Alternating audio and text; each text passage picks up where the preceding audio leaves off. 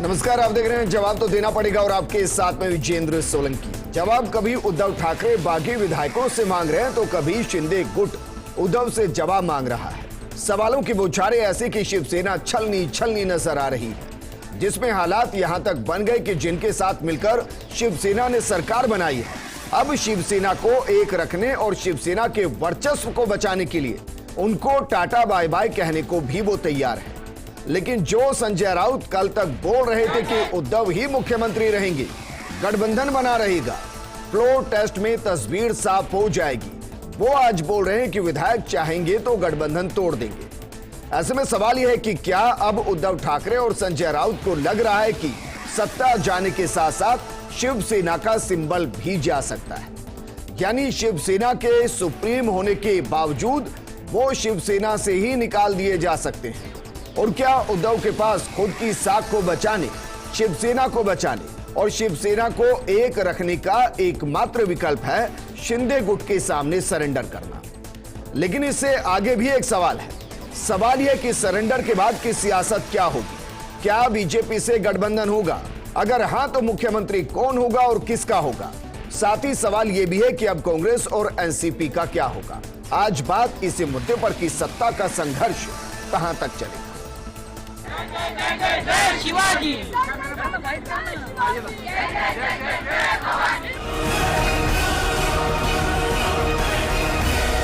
महाराष्ट्र की स्थिति कुछ ऐसी बनी हुई है, किसी राज्य में निर्माण होती है, ये इतिहास है राजनीति की, विधानसभा भंग की जाती है। कि राष्ट्रवादी काँग्रेस पार्टी पूरी ताकद के साथ महाविकास आघाडी के साथ खड़ी है। आम्ही शिवसेना सोडलेली नाही, शिवसेना सोडणार नाही, पण बाळासाहेबांचे जे विचार आहेत, बाळासाहेबांची जी भूमिका आहे, ती भूमिका घेऊन आम्ही फक्त राजकारण समाजकारण करणार आहोत।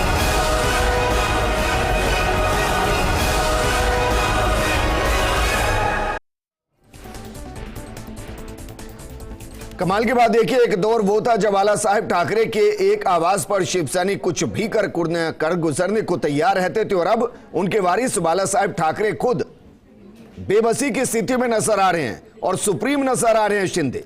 लेकिन इससे शिवसेना का अब आगे का रोड मैप क्या रहेगा? क्या शिवसेना टूटने वाली है? अगर टूटेगी तो सियासत महाराष्ट्र की कैसी होगी? इस पर बात करने के लिए बेहद खास पैनल हमारे साथ मौजूद हैं। हमारे साथ मौजूद हैं राजनीतिक विश्लेषक एसपी मित्तल जी, राजनीतिक विश्लेषक सुभाष शर्मा जी, हमारे साथ मौजूद हैं मुंबई से हमारे सहयोगी ऐश्वर्या प्रधान। ऐश्वर्या, शुरुआत आपके साथ करना चाहूंगा। मुंबई वैसे तो भ्रमण के लिए बहुत से लोग जाते हैं, लेकिन मुंबई के लोग भ्रमण के लिए गुवाहाटी पहुंचे हुए हैं और वहां से मुंबई की पूरी सियासी फिजा बिगड़ रही है। प्री मॉनसून आ चुकी है, आपको लग रहा है मॉनसून के साथ साथ सत्ता परिवर्तन होगा?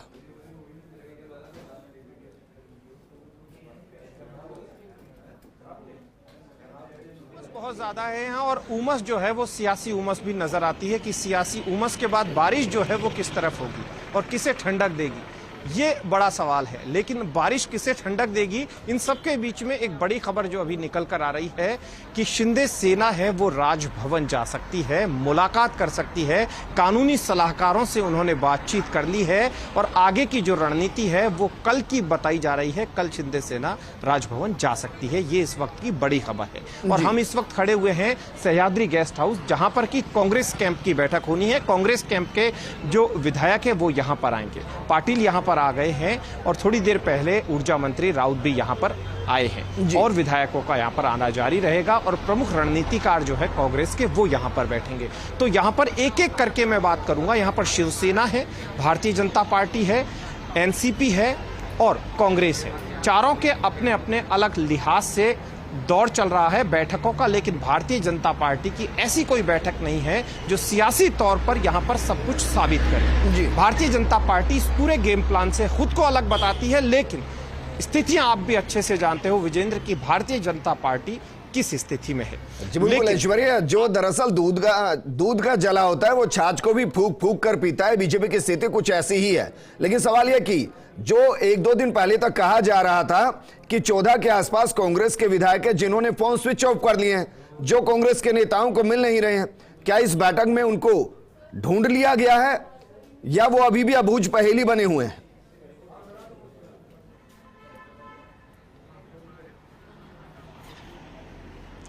देखिए, अभी यहाँ पर जब तमाम ये लोग इकट्ठे होंगे तब चीजें साफ होंगी, लेकिन यहाँ पर निगाहें जो है वो शिवसेना की तरफ है। यहाँ पर शिवसेना की तरफ निगाह है, जहाँ पर कहा जा रहा है कि शिंदे सेना में 21 लोग इनके हैं। संजय राउत कहते हैं 21 लोग, 20-21 लोग इनके हैं, लेकिन 20-21 लोग इनके हैं तो वो वहां क्यों बैठे हैं? और आप अच्छे से जानते हैं कि आज के इस दौर में अपहरण और अगवा जैसी बातें हैं, ये बेमानी लगती है। सोशल मीडिया का जमाना है, अपहरण किया जाता है, अगवा किया जाता है और आरोप लगाए जाते हैं। चारों चीजों में अलग अलग अंतर है।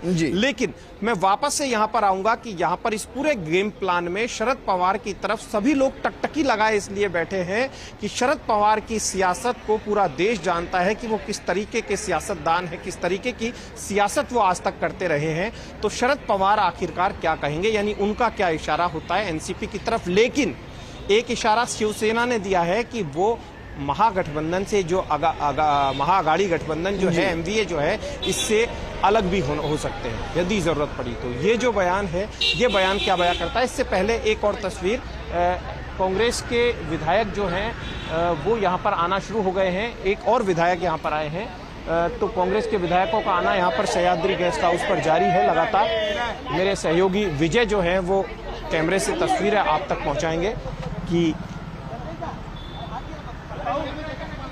बिल्कुल ऐश्वर्य, तस्वीरें हम देख पा रहे हैं। एक एक करके कांग्रेस के विधायक वहां पहुंचे रहे हैं, लेकिन सवाल यह है कि कितने विधायक पहुंचेंगे, यह अपने आप में एक बड़ा सवाल है। वापस आपके पास आएंगे हमारे साथ सुभाष शर्मा जी, राजनीतिक विश्लेषक और सीनियर एडिटर सुधांशु माथुर जी भी जुड़ गए हैं। सुभाष शर्मा जी, आपको क्या लग रहा है? कल तक जो शिवसेना ये कह रही थी कि बहुमत उनके पास है, फ्लोर टेस्ट में वो बात कर लेंगे, उद्धव ठाकरे ही मुख्यमंत्री रहेंगे, अब वो कह रहे हैं कि नहीं, उनके विधायक कहेंगे तो वो गठबंधन को तोड़ देंगे। क्या ये डर सता रहा है कि शिवसेना, शिव सैनिक या कहें कि बाला साहेब ठाकरे की जो धरोहर को संभाल रहे थे उद्धव ठाकरे, उनके हाथ से पूरे तरीके से जा चुकी है, अब उनके हाथ में थोड़ा बहुत कुछ बचा है तो वो सरेंडर करना बचा है और वो शिव सैनिकों के सामने करे तो बेहतर? बिल्कुल ठीक कह रहे हैं आप। एकनाथ शिंदे बेसिकली शिवसेना के विधायक लेकर नहीं गए हैं, वो शिवसेना की पूरी जाजिम लेके चले गए हैं जी। और अब शिवसेना के सामने यानी उद्धव ठाकरे के सामने कोई सवाल इस तरह का रह नहीं गया है कि वो या तो पद छोड़ दें या शिवसेना को एकनाथ शिंदे के हवाले कर दें। इसके अलावा एक विकल्प कोई उनके अलावा ये एक विकल्प बचता है उद्धव ठाकरे के पास। दूसरी बात यह है कि शरद पवार के बारे में माना जाता है कि वो महाराष्ट्र की राजनीति के भीष्म पितामह हैं, चाणक्य हैं, और वो जो करते हैं वो ही होता है। लेकिन इस बार लगता ऐसा है कि शरद पवार भी इस चाल में फंस गए हैं और हिंदुत्व जो है वो डिसाइडिंग फैक्टर होने वाला है।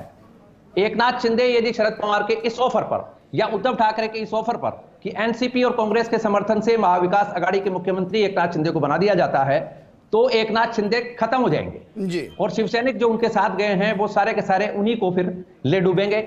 इसलिए ऐसा कोई विकल्प एकनाथ शिंदे के पास भी अब रह नहीं गया है और एकमात्र विकल्प अब एकनाथ शिंदे के पास यह बचा है कि वो देवेंद्र फडणवीस के साथ सरकार बनाए। एनसीपी और कांग्रेस के महाविकास आघाड़ी का अब कोई भविष्य दिखाई नहीं दे रहा है। सर, शिवसेना का भविष्य क्या दिखाई दे रहा है? मैं शिवसेना, उससे शिवसेना की बात कर रहा हूं जो उद्धव ठाकरे की शिवसेना है। मैंने आपको पहले ही कहा कि एकनाथ शिंदे शिवसेना को मातोश्री से निकाल कर ले जा चुके हैं। वो विधायक नहीं लेकर गए हैं, वो पूरी शिवसेना की पूरी जमात को लेकर गए हैं। आप ये कह रहे हैं सिंबल भी ले जाएंगे? आप कह रहे हैं सिंबल भी ले जाएंगे? सिंबल का तय तो चुनाव आयोग को करना है और वो फिर तय होगा कि किस तरह से इसकी कानूनी पहलू क्या होंगे और किस तरह से ये चीजें बैठेंगे। हो सकता है एकनाथ शिंदे को ये नेता मान ले और उद्धव ठाकरे भी आ जाए इसमें। उद्धव ठाकरे को भी अपनी इज्जत तो बचानी है, मातोश्री की इज्जत तो बचानी है जी। और जिस तरह इसका सीन दिखाई दे रहा है उसमें लगता यही है कि एकनाथ शिंदे के साथ हो सकता है कि उद्धव ठाकरे आ जाए।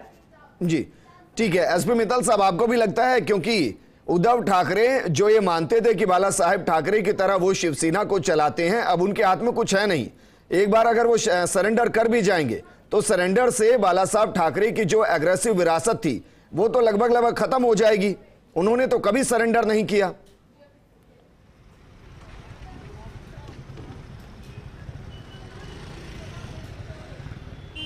मेरा इसमें 2-3 मुद्दों पे मानना है कि एक तो अब शिवसेना जो है वहां पे महाअघाड़ी की सरकार चलाने की स्थिति में बिल्कुल भी नहीं है और जो उनका जो खेल था मुझे लगता है कि शायद खत्म हो गया है। चाहे उसमें शरद पवार उसमें शामिल हो, चाहे वो कांग्रेस के दूसरे और नेता शामिल हो, वो तो उनका खेल खत्म हो गया जी।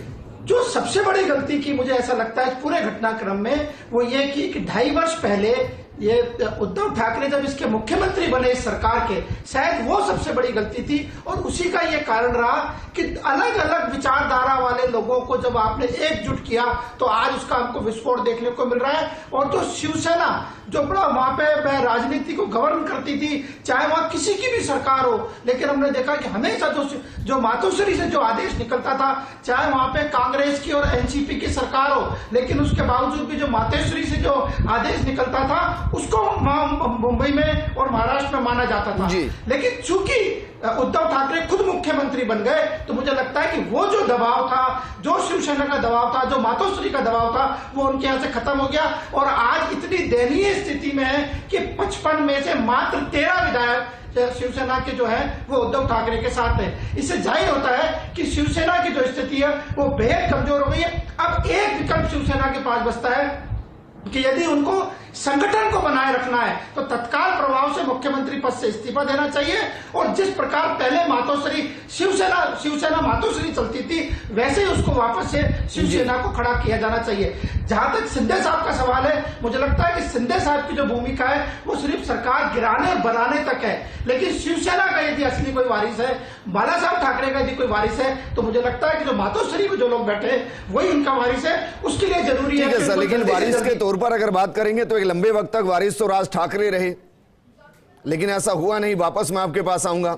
सुधांशु माथुर जी, सर अंदर खाने बहुत कुछ चलता है सियासत में, क्या एक बड़ा कारण यह हो सकता है कि जब यह महाविकास अघाड़ी बना हो उस दौरान यह कहा हो कि 2.5 साल आप सरकार में रहिएगा, 2.5 साल हम सरकार चला लेंगे, और 2.5 साल उद्धव के पूरे हुए तो लगा कि शिवसेना के चाहे वो शिंदे गुट हो या बाकियों की अब हमारे साथ हाथ से तो चीजें जाएंगी, तो क्यों ना पूरे खेल को ही बिगाड़ दिया जाए। क्या यह संभावना हो सकती है कि शिंदे चाहते ही नहीं कि महाराष्ट्र में कोई दूसरा आकर राज करे और इस वजह से यह पूरा खेल हुआ? क्या यह संभावना हो सकती है?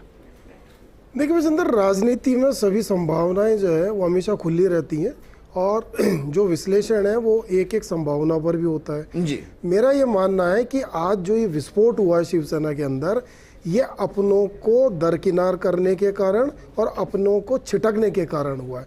आप लगाइए कि जितने भी विधायक जो आज बाहर जाके बैठे हैं उनका क्या कहना है कि अब तक तो हमारे लिए जो है सीएम हाउस के दरवाजे ही नहीं खुले जी। 2 साल से हमें किसी ने पूछा ही नहीं। हमारे मंत्रालयों में जिसने जो मर्जी आए वो निर्णय ले लिया। खासतौर से उद्धव के जो पुत्र हैं उनके ऊपर सबसे ज्यादा आरोप है और यह उनके करीबियों पे आरोप है। यही संजय राउत जो है वो सिर्फ बयानवीर थे, है ना। आपने देखा होगा पूरी सरकार के बयानवीर कौन थे? संजय राउत थे। संजय राउत अपना आप को दूसरे सीएम से कम नहीं समझ रहे थे। यही तो सारे आरोप लगा रहे हैं ना। तो आज बगावत की मूल वजह क्या है? मूल वजह यह है कि जो अपना आप को शिवसेना का मठाधीश या ठेकेदार कह रहे हैं, उन्होंने तो अपनी सेना को संभाला ही नहीं। सिपाही तो आपके इधर उधर बिखरे रहे और आपने क्या किया? अपनी सेना को छोड़ के जो आयातित सेना थी उसके ऊपर आपने ज्यादा फोकस किया। तो कहीं ना कहीं तो जो कॉम्प्लेक्स है वो पैदा होना ही था और वो कॉम्प्लेक्स पैदा हुआ। शिंदे कोई छोटे मोटे कार्यकर्ता थोड़ी है।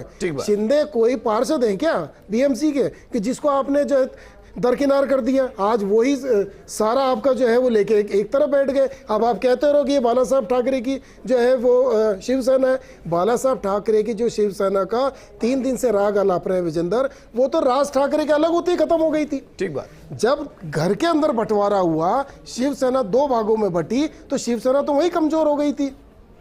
आज लगाइए पूरे भारतवर्ष में हिंदू और हिंदुत्व की बात करने वाली लगभग कमोवेश 2 ही पार्टियां बची हैं, या तो शिवसेना या भारतीय जनता पार्टी, और या फिर भारतीय जनता पार्टी का मात्र संगठन आरएसएस।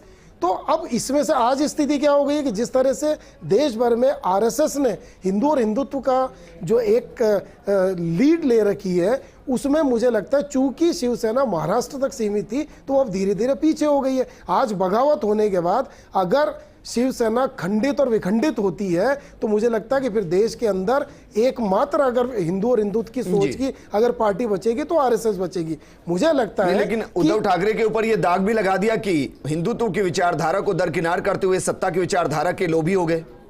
विजेंद्र, मैंने कल शाम को भी हमारी प्राइम टाइम डिबेट में मैंने ये कहा था कि जब विपरीत विचारधाराओं का संगम होगा तो एक ना एक दिन तो उसके अंदर सुनामी आनी है। ठीक है। क्यों?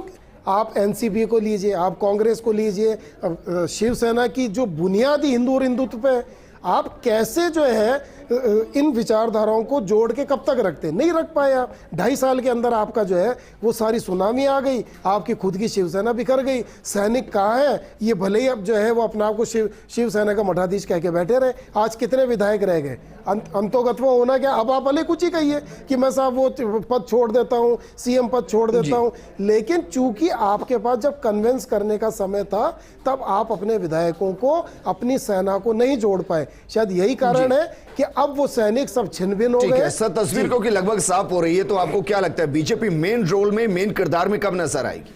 देखिए, भारतीय जनता पार्टी ने बहुत सारी जगह आरोप है कि उसने सरकारें गिराई और सरकारें बनाई, लेकिन पिछले कुछ समय में भारतीय जनता पार्टी को कहीं डिफीट खानी पड़ी है। अगर हम राजस्थान के राज्यसभा चुनाव ले लें तो वहां भी इनको डिफीट खानी पड़ी। राजस्थान में जो भी 1.5 साल पहले एपिसोड हुआ वहां पर ही आरोप था, वहां भी डिफीट खानी पड़ी। मुझे लगता है भारतीय जनता पार्टी जो है इस समय वेट एंड वॉच की भूमिका में थी, लेकिन कल रात से जो सारी चीजें चेंज हुई और आज जिस तरह से संजय राउत का ये कहना कि हम एनसीपी और कांग्रेस को छोड़ सकते हैं, तो सीधा सीधा ऑफर तो शिंदे का यही है कि आप जो है इनको छोड़िए और भारतीय जनता पार्टी के साथ जो सरकार बनाइए। तो मुझे लगता है कि आने वाले जो 4 या 6 घंटे हैं वो महाराष्ट्र की राजनीति के लिए विजेंदर बहुत महत्वपूर्ण होंगे कि अगर मान लीजिए जिस तरह से बयान आया संजय राउत का कि हम छोड़ने को तैयार हैं, तो फिर इसका मतलब है एक नया समीकरण बनेगा। जो नया समीकरण, उसके उस समीकरण का केंद्र होगी भारतीय जनता पार्टी, और भारतीय जनता पार्टी अगर केंद्र होगी तो फिर आप मान सकते हैं कि वहां पर जो राजनीतिक संकट अभी भी गहराया हुआ है, या तो वो और ज्यादा गहराएगा और या फिर जो है Bharatiya Janata party clean sweep मारेगी और पर्दे के पीछे रहकर अपने आप को विजेता घोषित करवाएगी। ठीक है सुभाष शर्मा जी, इन सबके बीच में अगर एक बार मान ले, क्योंकि दूसरा विकल्प बचता नहीं है, बीजेपी के साथ मिलकर शिंदे गुट जो है या कहीं की शिंदे सेना जो है वो सरकार बना सकती है या बनाएगी, 1.5 सवेर बनाएगी, इन सबके बीच में उद्धव ठाकरे को कहां देख रहे हैं सर? जैसा कि मैंने पहले भी आपको बताया कि उद्धव ठाकरे के सामने अब कोई विकल्प बच नहीं गया है और राजनीति जिस तरह से डेवलप होती जा रही है वहां की। और देखिए, आप जैसा सुधांशु जी ने भी कहा कि राजनीति में समीकरण का खेल है और समीकरण में हर आदमी अपना समीकरण देखता है। राजनीति में कोई परमानेंट दुश्मन और परमानेंट दोस्त नहीं होता है। ऐसा उद्धव ठाकरे भी अपनी भविष्य को देख रहे हैं और उनके जो स्पोक्स पर्सन है संजय राउत, तो उनके एक तरह से निजी स्पोक्स पर्सन माने जाते हैं। वो जिस तरह के मैंने दरअसल आपसे सवाल इसलिए किया क्योंकि ये तो मैं मानकर चल रहा हूं कि इस गठबंधन में उद्धव ठाकरे तो मुख्यमंत्री रहेंगे नहीं, मैं ये भी मानकर चल रहा हूं कि मुख्यमंत्री नहीं रहेंगे, वो उप मुख्यमंत्री भी नहीं रहेंगे और कैबिनेट में कहीं हिस्सा रहेंगे नहीं। तो क्या इसमें उनकी इज्जत को बचाने का एकमात्र विकल्प है कि वो शिवसेना के अध्यक्ष बने रहे और इस पर समझौता रहे?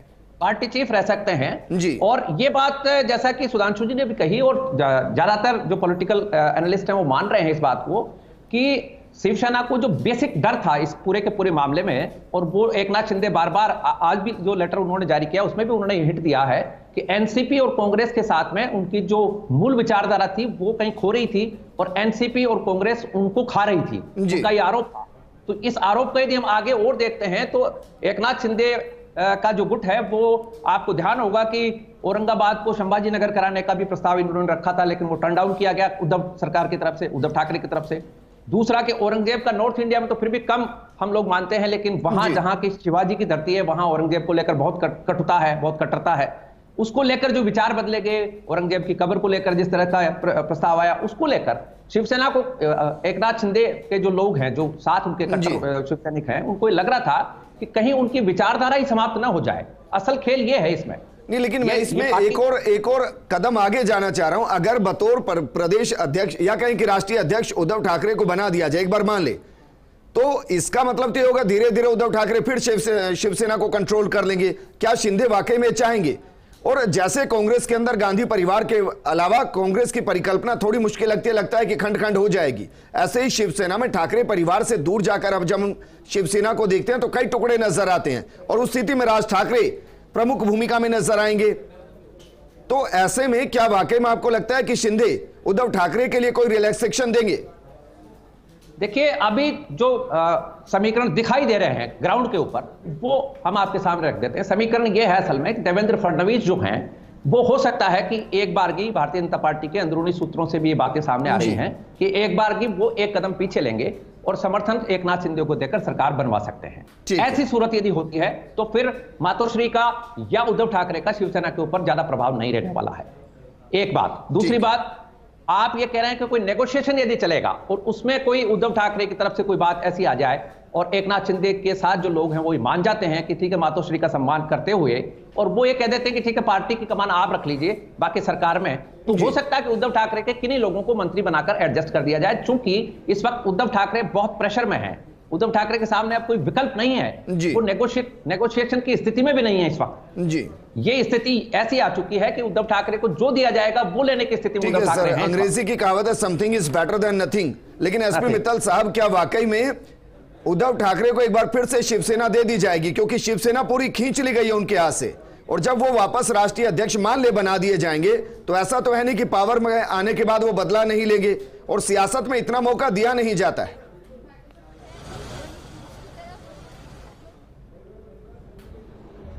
विजेंद्र, देखिए 2.5 वर्ष पहले जब क्या नाम से उद्धव ठाकरे चीफ मिनिस्टर बने थे, तब मुझे लगता है कि भारतीय जनता पार्टी बहुत लेट डाउन हुई थी। उनके 106 विधायक थे और 106 विधायक के बाद भी यदि क्या नाम से वो सरकार नहीं बना पाए तो उसका मोटा मोटा जो कारण था वो उद्धव ठाकरे थे। और जिस तरीके से उद्धव ठाकरे ने एनसीपी और कांग्रेस से हाथ मिलाया, उससे भारतीय जनता पार्टी को काफी क्या नाम से, मैं सोचता हूँ कि उनको अपमानित होना पड़ा। तो मेरा ये मानना है कि यदि इस खेल में भारतीय जनता पार्टी शामिल है तो भारतीय जनता पार्टी अब कभी भी उद्धव ठाकरे पे भरोसा नहीं करेगी, और भारतीय जनता पार्टी की रणनीति कुल मिला के यही होगी कि शिवसेना के 2 टुकड़े कराए जाए, एक क्या नाम से शिंदे के पास रहेगा और दूसरा क्या नाम से उद्धव ठाकरे के पास रहेगा। ये आने वाला समय बताएगा कि महाराष्ट्र के अंदर असली शिवसेना कौन सी होगी। क्या लोग क्या नाम से उद्धव ठाकरे वाली को शिवसेना मानेंगे या शिंदे के साथ जो भारतीय जनता पार्टी के साथ है उसको शिवसेना मानेंगे। अच्छा, या राज ठाकरे के साथ शिवसेना के सैनिक चले जाएंगे, ये तीसरा विकल्प भी बचता है सर, क्योंकि विरासत को तो वही संभाल रहे हैं। ऐश्वर्या आपके पास आएंगे, लेकिन शिवेंद्र का रुख कर लेते हैं। शिवेंद्र, गुवाहाटी की तस्वीरें जरा बताइए, क्योंकि जो तस्वीर भेजी गई है उसमें तो गिन गिन कर बताए जा रहे हैं कि देखिए हमारे साथ कितने विधायक हैं। हालांकि यह भी खबर है कि 2 विधायक वहां से एयरपोर्ट के लिए निकले हैं, भ्रमण पर निकले हैं, मुंबई निकल गए।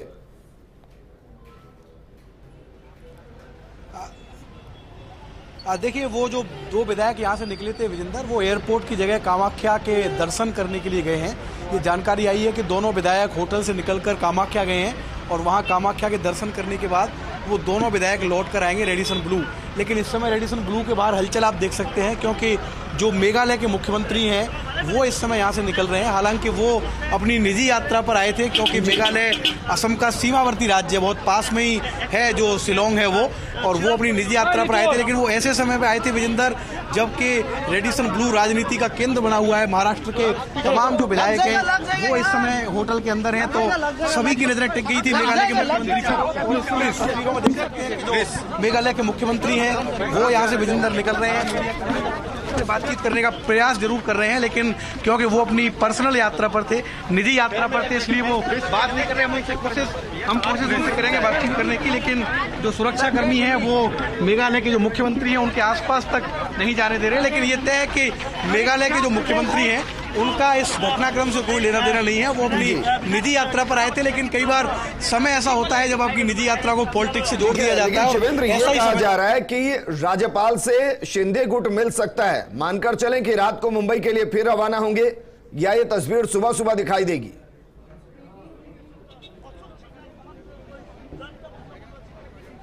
देखिए, इसमें अभी कोई दम मुझे दिखता नहीं विजेंदर, क्योंकि अभी तक भगत सिंह कोश्यारी अस्पताल में भर्ती हैं। अभी तक उनको अस्पताल से छुट्टी नहीं मिली है, कोरोना से वो पीड़ित हैं। और जिस तरह के घटनाक्रम मुंबई में घट रहे हैं उससे ये लग रहा है कि एकनाथ शिंदे बड़े आराम से देख रहे हैं कि और क्या क्या करवाना बाकी है। क्योंकि जब वो गुवाहाटी आए तब उद्धव ठाकरे सामने आए, उद्धव ठाकरे ने कहा कि मैं मुख्यमंत्री की कुर्सी छोड़ दूंगा। आज सुबह जब विधायकों की संख्या बढ़ी तो संजय राउत सामने आए, संजय राउत ने कहा कि हम गठबंधन से हटने के लिए तैयार हैं, मुंबई तो आइए।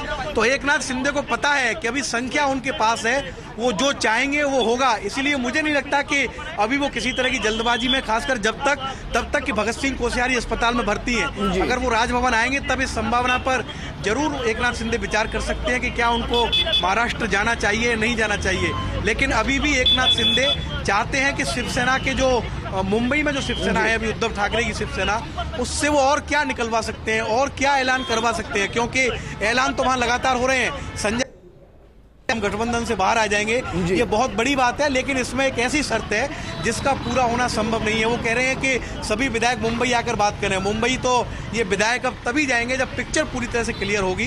तो मुंबई जाने के बाद ऐश्वर्या का रुख कर लेते हैं। ऐश्वर्या, सियासत में कहा जाता है कि जब पावर हाथ में होती है तो पावर का मजा उठाया जाता है।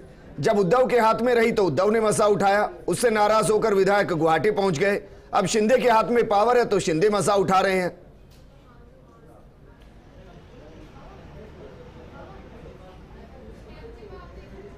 बिल्कुल, शिंदे के हाथ में पावर है। पहले उद्धव के हाथ में पावर थी और उद्धव की जो पावर है अब सामने है कि उद्धव के पास पावर कितनी बची हुई है। एकनाथ शिंदे जो अपनी पावर दिखाने के लिए लालायित हैं कि अपनी पावर यहां आकर दिखाएं, तो संभावना है कि वो जल्द से जल्द यहां पर आए। यहां का नहीं तो दूसरा ऑप्शन भी बचता है कि पास वाले राज्य के राज्यपाल के पास यानी गोवा को लेकर भी चर्चाएं हैं। लेकिन इन सब के बीच में एक बड़ी बात यह है कि शिवसेना की स्थिति अब क्या हो गई है। जो थोड़ी देर पहले आप कह रहे थे कि यहां पर फिर से इस सियासत को समझना पड़ेगा कि भारतीय जनता पार्टी परिवारवाद की राजनीति पर लगातार आक्रमण करती है। आप यहां से उठाकर देखिए शिवसेना को, शिवसेना के अलावा आप मुलायम सिंह यादव को देखिए, लालू प्रसाद यादव को देखिए, ममता बनर्जी को देखिए, पटनायक फैमिली को देखिए। देश में जो भी फैमिलीज हैं, हालांकि वो फैमिली नहीं है, परिवारवाद में नहीं आ सकता, लेकिन जो दूसरे परिवारों को देखें तो लालू यादव से लेकर अखिलेश यादव से लेकर शिवसेना, शिवसेना से लेकर ममता बनर्जी तक, तो भारतीय जनता पार्टी इस आधार पर आक्रमण लगातार करती है। तो आप इस बात को तय मानकर चलिएगा कि भारतीय जनता पार्टी यहां पर भले ही सीन में नहीं है, लेकिन सीन से परे बीजेपी भी चाहेगी कि शिवसेना जो है, जब विचारधारा एक है तो एकनाथ शिंदे क्यों ना उनके साथ हो। भविष्य में संभावनाओं से इनकार नहीं किया जा सकता। तो यदि ऐसा होता है और ये हो जाता है तो आप ये भी तय मान कर चलिए कि राज ठाकरे, जो हमारे सीनियर एडिटर सुधांशु माथुर साहब कह रहे थे कि वैसी स्थितियां बन सकती है। ठीक है सुधांशु जी, फाइनल कमेंट मैं आपसे ही चाहूंगा, महाराष्ट्र में नई सरकार कब तक बनेगी? देखिए, जैसे अभी शिवेंद्र ने कहा कि जब तक गवर्नर जो है वो स्वस्थ होकर राजभवन नहीं लौटते, क्योंकि देखिए अब जो अभी तक जो भी कार्रवाई होगी अब वो राजभवन के इर्द गिर्द होगी और राजभवन के बाद फिर वापस सदन में जाया जाएगा, यानी कि वहाँ पर स्पीकर जो है वो प्रमुख होंगे। तो अभी देखने वाली बात ये होगी कि, क्योंकि मेरे को जो अभी बार बार लग रहा है कि केंद्र सरकार जो इस पूरे घटनाक्रम पर नज़र रखे हुए वो अभी भी वेट एंड वॉच की स्थिति में, वो इसलिए है क्योंकि वो जिस क्षेत्र के अंदर राजनीतिक उथल पुथल हुई है ना शिवेंद्र, वो क्षेत्र आता है शरद पवार का। हालांकि मैं सुभाष जी की बात से काफ़ी एतबार रखता हूँ, उन्होंने कहा कि इस बार से शरद पवार का जो जादू है वो शायद नहीं चल पा रहा है, लेकिन मुझे लगता है कि शरद पवार बहुत ही छद्म युद्ध लड़ते हैं राजनीति में और उनकी गहराई को नापना शायद जो है हर किसी के बस की बात नहीं है। तो मुझे लगता है कि बीजेपी भी अभी इन सारी चीज़ों पे नज़र जमाए हुए है। तो बहरहाल देखना ये होगा कि राजभवन से कब बुलावा आता है, राजभवन किसकी चिट्ठियों को एंटरटेन करता है, किसकी बात को मानता है। क्योंकि उद्धव ठाकरे का जो है वो सीधा सा जो मुझे लगता है वो ये कहेंगे कि सब मैं इस्तीफा देता हूँ और आप जो है वो विधानसभा को भंग कर दीजिए। तो ये गवर्नर के ऊपर होगा कि क्या वो मौजूदा परिस्थितियों के अंदर विधानसभा भंग करने की स्थिति में है या सबसे बड़े राजनीतिक दल को सरकार बनाने के लिए आमंत्रित करते हैं। तो बहरहाल अभी पिक्चर काफ़ी बाकी है और मुझे लगता है कि पूरी देश की नज़र जो है आने वाले 24 घंटे में इस पिक्चर पर रहेगी। जी चलिए, शुक्रिया हमारे साथ जुड़ने के लिए। सुभाष जी आपका भी शुक्रिया, एसपी मित्तल जी आपका भी शुक्रिया, ऐश्वर्या आप भी नजर बना के रखिए और शिवेंद्र आप भी नजर बना के रखिए। आप दोनों के जरिए हम पूरे देश को अपडेट करेंगे कि मुंबई की सियासत में, मुंबई में भी क्या घट रहा है और गुवाहाटी में भी क्या घट रहा है। भ्रमण के बीच में सियासत कितनी हो रही है, लेकिन सत्ता का संघर्ष अभी चलेगा। नमस्कार।